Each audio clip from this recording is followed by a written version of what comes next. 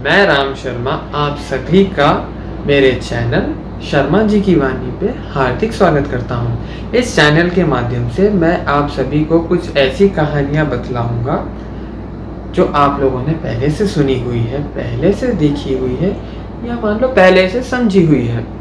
मगर मैं अपने वीडियोस में इन कहानियों को एक अलग रूप से आपको समझाने की कोशिश करूँगा। इन कहानियों को आप एक अलग नज़रिए से देखें, ऐसे वे में प्रस्तुत करूँगा ताकि उस नज़रिए से जब आप इन कहानियों को समझेंगे, आप इन कहानियों में से कुछ सीखेंगे।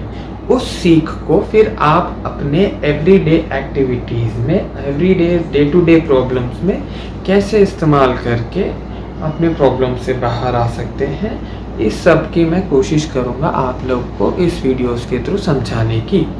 जैसे कि आज के पहले चरण में, पहले वीडियोस के सेगमेंट में मैंने सुंदरकांड पार्ट को अलग अलग पार्ट्स में डिवाइड करके कहानियों के तौर पे डिस्ट्रीब्यूट किया है और अलग अलग वीडियोस में मैं उन्हें प्रेजेंट करूँगा। आज के उसमें मैं आप लोगों को सुंदरकांड के पार्ट का फर्स्ट पार्ट समझाने जा रहा हूँ। अब राम कथा क्यों? राम कथा का महत्व कलयुग में इतना ज़्यादा क्यों है? इसके पीछे बहुत बड़ा रहस्य है।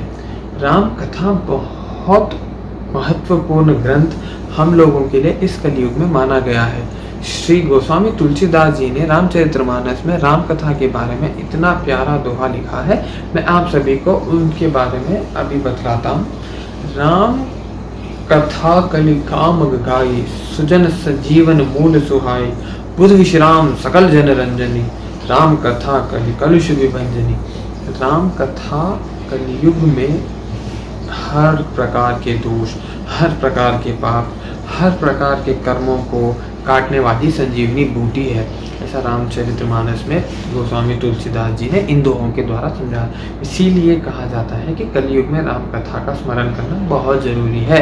राम कथा को पढ़िए, राम कथा को समझिए। ये नहीं कर पा रहे तो एटलीस्ट राम कथा सुनिए।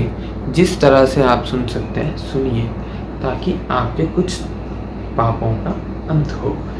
अब इस वीडियो में हम आगे के चरण में चलते हुए सुंदरकांड पाठ को आरंभ करें, उसकी कहानी आरंभ करें। उससे पहले हम लोग श्री हनुमान जी का स्मरण कर लेते हैं। अतुलित बल धामम हेम शैलाभ देहम, धनुज वन कुशानम ज्ञानिनमाग्रम्यम, सकल गुण निधानम वानरामानधीशम, रघुपति प्रिय भक्तम वात जातम नमामि।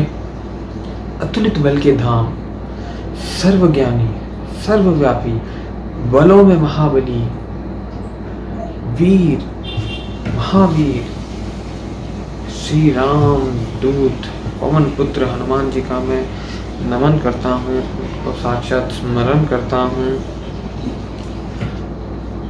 किष्किंधा कांड में जामवंत जी ने हनुमान जी को उनकी शक्तियों से जागृत करवाया।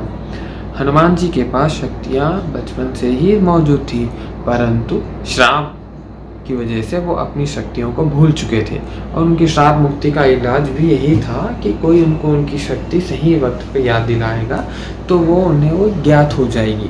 तो जामवंत जी ने अपना कार्य पूर्ण किया। उन्होंने हनुमान जी को उनकी शक्तियों से जागृत करवाया और जैसे ही शक्ति जागृत हुई, वहाँ से सुंदरकांड का उल्लेख शुरू होता है। जामवंत जी और अपने साथियों को नमन करते हुए हनुमान जी पवन वेग की तरह छलांग लगाकर समुद्र पार करने चल पड़े।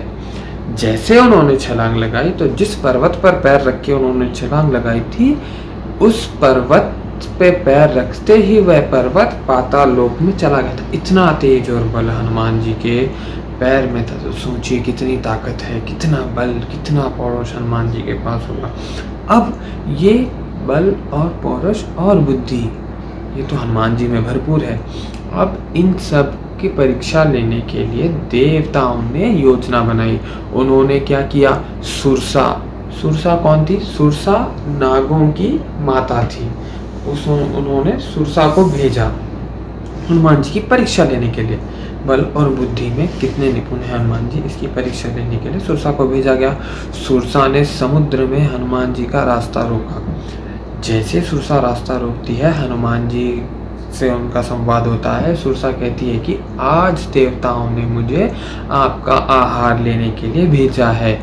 तो हनुमान जी सुरसा से कहते हैं कि हे माता, मैं राम कार्य के लिए आगे बढ़ा हूँ, मुझे लंका जाना है, सीता माता का पता लगाना है और सीता माता का पता लगा के श्री राम तक कोई संदेश पहुँचाना है, फिर उसके बाद में मैं आपका आहार बनने आ जाऊँगा। अब हनुमान जी इतने सहनशीलता से समझा रहे हैं, पर सुरसा है कि मानने तैयार नहीं थी। अब क्या किया जाए?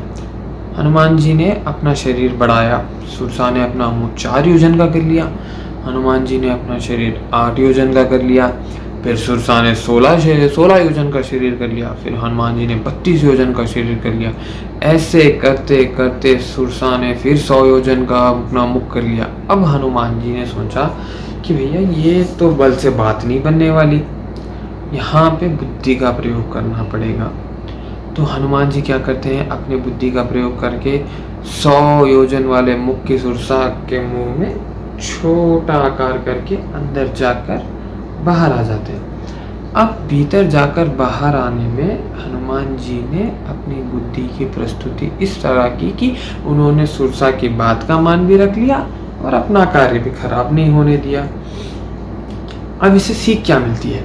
सीख ये मिलती है कि पहले जब सुरसा के साथ उनका संवाद हो रहा था तो उस समय शक्ति प्रदर्शन करने के लिए हनुमान जी ने अपना शरीर बड़ा किया था, विकराट रूप लिया था, और अपने बुद्धि का प्रदर्शन करने के लिए छोटा शरीर कर लिया था, छोटे हो गए थे।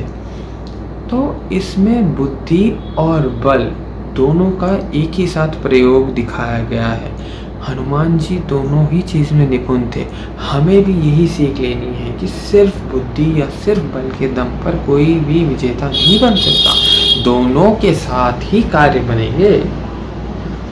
अब सुरसा के साथ बात हो गई, सुरसा ने बात मान ली, सुरसा ने आशीर्वाद दिया, परीक्षा में हनुमान जी पास हुए। अब जैसे परीक्षा में पास होते हैं, हनुमान जी वहाँ से विदा लिए, आगे चले। आगे चलते ही समुद्र में एक और राक्षसी मिली।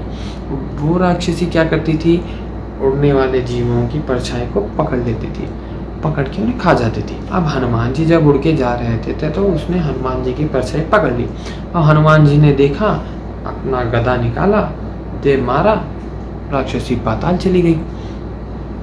अब वहाँ से हनुमान जी चले राक्षसी को मार के, अब वहाँ से आगे चल के लंका पहुँचे। लंका पहुँच के दूर एक पर्वत पर बैठकर हनुमान जी ने क्या देखा? हनुमान जी देखते हैं सुनहरी लंका, सोने की लंका, बड़े बड़े द्वार, बड़े बड़े मंदिर, स्वर्ण भवन, उपवन, बाग, झाड़, पेड़ पौधे, झरने, बहुत सारे आकर्षक नज़ारे। वाह, मज़ा आ गया। ऐसा दर्शन किया लंका का हनुमान जी ने। हनुमान जी ने सोचा कि भैया दिन में तो जाना का कोई चांस नहीं, तो क्या करें, अंधेरा होने का वेट करते हैं। तो हनुमान जी वहीं पर्वत पर आराम करने लग गए। विश्राम किए बाद में जैसे ही अंधेरा होता है, हनुमान जी ने अपना आकार छोटा करके द्वार की ओर चल देते हैं। उन्होंने सोचा कि द्वार के थ्रू जब कोई द्वारपाल ना देखे अंदर चले जाएंगे। जैसे द्वार के पास जाने लगे, वहाँ पर लंकिनी ने उनका रास्ता रोका। लंकिनी ने रास्ता रोका और कहा कि ये कहाँ जाता है? तो हनुमान जी ने आए देखा ना बाएं देखा, दे मारा घुसंड लंकिनी के मुंह पे। घुसंड पड़ते ही लंकिनी पृथ्वी पर जा गिरी। पृथ्वी पर गिर के जब लंकिनी ने होश संभाला तो सीधे उठ के उसने द्वार खोलकर कहा कि हे प्रभु, आप अंदर जाइए। हनुमान जी परेशान हो गए, ये क्या बात हो गई, मैंने इसे मारा और ये मुझे अंदर जाने दे रही है। तो हनुमान जी ने पूछा कि आपने मुझे पहचान लिया? तो उसने कहा कि जब रावण को वरदान देकर ब्रह्मा जी लौट रहे थे तो ब्रह्मा जी ने मुझे कहा था कि जिस दिन वानर के हाथ तुमने मार खाई और मूर्छित हो गई, उस दिन समझ लेना कि राक्षसों का अंत शुरू हो गया है। तो आज आप के द्वारा मार खाने पर मैं समझ गई कि ब्रह्मा जी की वाणी सत्य होने जा रही है, इसीलिए आप अपने कार्य करने के लिए भीतर प्रवेश कर सकते हैं। भीतर प्रवेश करने तक जो संवाद हुआ है, उसके पश्चात एक ऐसा दोहा तुलसीदास जी ने लिखा है जो मैं अभी आपको सुनाने जा रहा हूँ।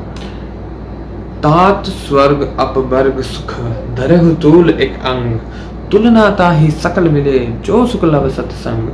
मतलब इस दोहे का अर्थ ये है कि आप संसार के सारे सुख मोह माया से रिलेटेड एक तराजू के पलड़े में रख दीजिए और उसके दूसरे ही तरफ में एक सच्चे पुरुष, एक सत्संग मतलब सच्चे संगति के साथ जो सुख आपको मिलता है उसको दूसरे पलड़े में रखेंगे तो जो दूसरा पलड़ा है, जो सत्संग वाला सुख है, वो हमेशा ही भारी रहेगा। अच्छी संगति हमेशा ही फलदायक होती है। ये सीख भी हमें यहाँ से लेनी चाहिए। आपको संगति अच्छी रखनी है, ये सीख आपको इस कथन से सीखनी चाहिए।